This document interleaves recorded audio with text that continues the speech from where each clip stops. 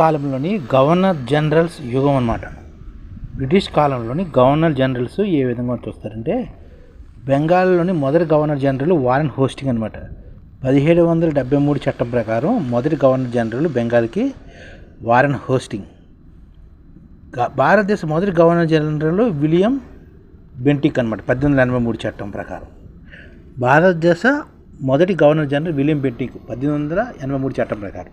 కానీ బెంగాల్కి మొదటి governor general general Warren Hastings అనమాట. భారతదేశ మొదటి వైస్రాయి లార్డ్ కానింగ్ అనమాట. 1858లో వైస్రాయి లార్డ్ కానింగ్ 1858లో.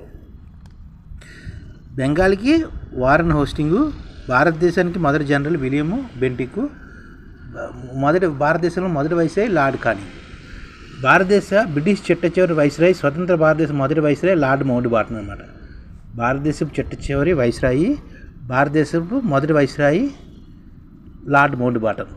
భారతదేశ ఏకైక గవర్నర్ జనరల్ సి రాజగోపాలాచారి. భారతదేశ ఏకైక గవర్నర్ జనరల్ సి రాజగోపాలాచారి అనమాట. ఇక వారెన్ హోస్టింగ్ గురించి వస్తే, ఇతడు బెంగాల్ యొక్క మొదటి గవర్నర్ జనరల్. ఇతడు పోలీస్ వ్యవస్థను కలెక్టర్ పదవిని ప్రవేశపెట్టాడు. జిల్లా సూపర్వైజర్లను కలెక్టర్గా మార్చారన్నమాట వారెన్ హోస్టింగ్. ఇతని కాలంలోనే భారతదేశం మొదటి పత్రిక అయిన ది బెంగాల్ గెజిట్ కలకత్తా నుంచి 1780లో వచ్చింది. ఇతని కాలంలోనే భారతదేశ మొదటి పత్రిక ది బెంగాల్ గెజిట్ కలకత్తా నుంచి 1780లో వచ్చిందనమాట. తాత్కాలిక భూమి శిస్తు విధానం కూడా వారెన్ హోస్టింగే ప్రవేశపెట్టారు. ఇండియన్ షేక్స్పియర్ అయిన కాళిదాస్ రాసిన అభిజ్ఞా సాంకుత ఇంగ్లీష్లోనే అనువదించారన్నమాట. ఇతను షేక్స్పియర్ రాసిన కాళిదాస్ అభిజ్ఞా సాంకుతలని సంస్కృతం నుంచి ఇంగ్లీష్లోకి అనువదించారన్నమాట వారెన్ హోస్టింగ్. ఇక రెండు ఆయన కార్న్వాలిస్. ఇతను సివిల్ సర్వీస్ పితామహుడు అంటారన్నమాట కార్న్వాలిస్. భారతదేశ సివిల్ సర్వీస్ పితామహుడిగా సర్దార్ వల్లభాయ్ పటేల్. కార్న్వాలిస్ శాశ్వత భూమి శిస్తు విధానాన్ని ప్రవేశపెట్టారన్నమాట 1793లో జమీందారీ వ్యవస్థను. ఇతను న్యాయశాస్త్రాన్ని కూడా క్రోడీకరించారు కార్న్వాలిస్. సంచార న్యాయస్థానాలను ఏర్పాటు చేశాడు కార్న్వాలిస్.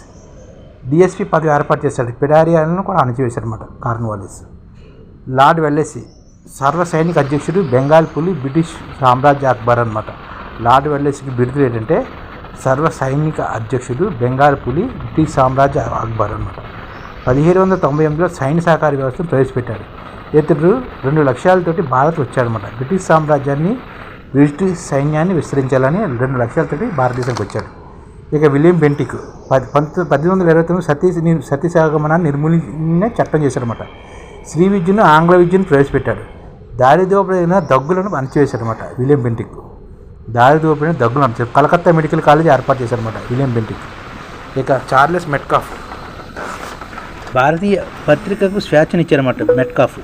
అందుకే లిబరేషన్ ఆఫ్ ఇండియా ప్రెస్ అంటారన్నమాట. భారతీయ పత్రిక ఆంక్షను తొలగించాడు చార్లెస్ మెట్కాఫ్. ఇక హార్డింజ్ గొండ్లను అణచివేశారన్నమాట. నరబోలను నిషేధించాడు హార్డింజ్. డల్హౌసీను 1848 రాజసంకం సిద్ధాంతం ప్రవేశపెట్టారన్నమాట.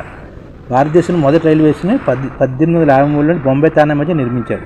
34 కిలోమీటర్లు డల్హౌసీ కాలంలోనే. పోస్ట్ ఆఫీస్ పితామహుడు కూడాను శ్రీ విద్యను, ఆంగ్ల విద్యను అభివృద్ధి చేసిన వ్యక్తి కూడా డల్హౌసీ.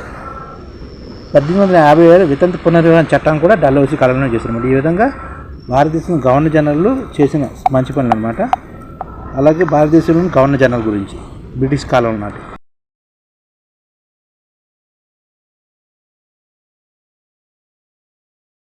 ఈ ఛానల్ ముఖ్య ఉద్దేశం ఏంటంటే, మన తెలుగు రాష్ట్రాల్లో 1 కోటి మందికి సంఘటిత రంగాల్లో ఏ విధంగా ఉద్యోగాలు ఇవ్వవచ్చు, కనీస నెల జీతం 30,000 వరకు ఏ విధంగా ఇవ్వవచ్చు, ఏ విధంగా చేస్తే ఉద్యోగాలు సృష్టించబడతాయో వివరిస్తూ ఈ ఛానల్ వీడియోలు వస్తాయి.